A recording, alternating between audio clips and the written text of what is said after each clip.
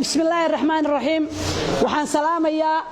dhammaan ummadda Soomaaliyeed oo ka soo qayb gashay shirkan ee ugu horeeyo gudoomiyaha gobolka gudigiisa fulinta oo xubnihiisa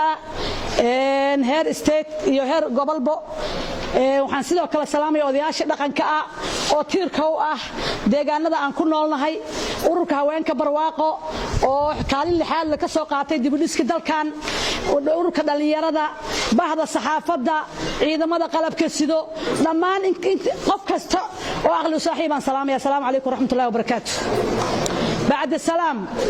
maanta meeshan waxa soo keenay arrin xala ka soo yeertay magaalada Kismaayo arrintaas oo ah in la yiri waxa la magacaabay golo wasiiro golaha wasiirada la magacaabay xagee ka shaqeynay waa su'aal dadka maalin waa la magacaabaa war magacaawgan iska socdo oo tayada lahayn oo dadka lagu dhoobayo oo qaasatan roob in lagu siro dadka gobolka u dhasho ku xigeenno wasiiru dawlad wasiiru waxba kala jiraan has waxa dhan waxa ka kalaamo badan bazaam iyo badar oo hore gadaal u ka dhigay hal qof oo bixi karo gobolkan gadaal u dhashay ma jiro bazaam iyo badar waxa yaqaano qofka Kismaayo tago Jubbaland la soo shaqeeyay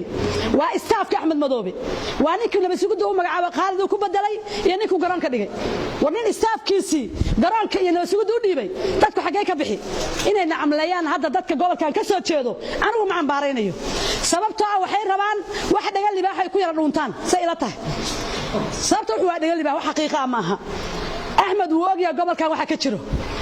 dadkii gobolkan saddex degmo waligeed laga rabo daawaldo waa xilliga Zabaani aan iska warqabnay Axmedow saddexda degmo subaxan soo xirnay waad ogeyd waxaan naga qodbayna waxay jirdiinka daalow wixii ku qodbay wuxuu ahaa wasiirka saaxiibka ahaan jiray hadda saaxiib matiine oo deegaankan ku hayay wuxuu ku sheegay digsigii inuu soo xiray walaal waxaad ka dhaxraadisay deegaankan waa wax qaldan baan ku leenahay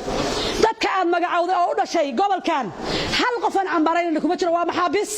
badar iyo bazaan baa hore gadaal ka taagan maxaabiisna waxa weeye waxa la codsadaa sidii lagu soo deyn lahaa waxaan ku leenahay dadka iyaga maxaabiista noo soo daa waad ogtahay awoodda Jubbaland ay leedahay waxay ahayd Mandheera iyo Buulaha oo isu jirto 2 kiiloomitir aan isu jirin baa hadda ka 3 bilood la fadhiyo waxa fadhiya madaxweyne ku-xigeenka ninka oo dawlad goboleedka Jubbaland Maxamuud Siid Aadan ma cambaaraynayno hadduu soo gudbi karo wixii u shaqo hortaagna ururka haweenka ururka dhalinyarada ahaayeen cid kale urur hortaagna ma jirin saaka oo ciidamo ay joogaan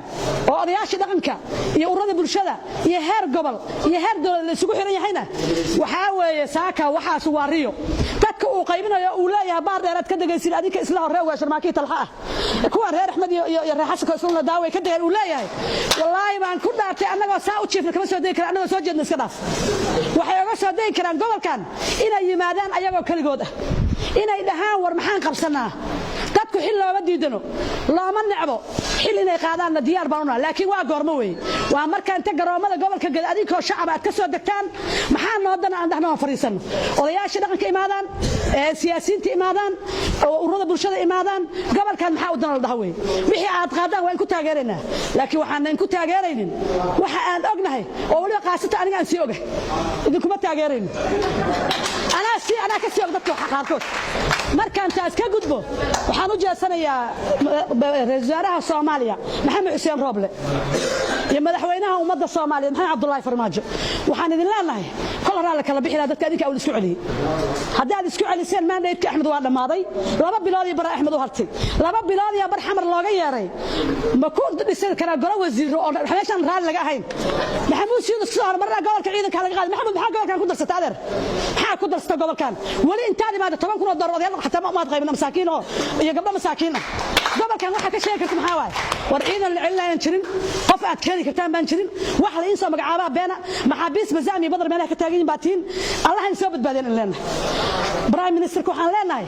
iyo international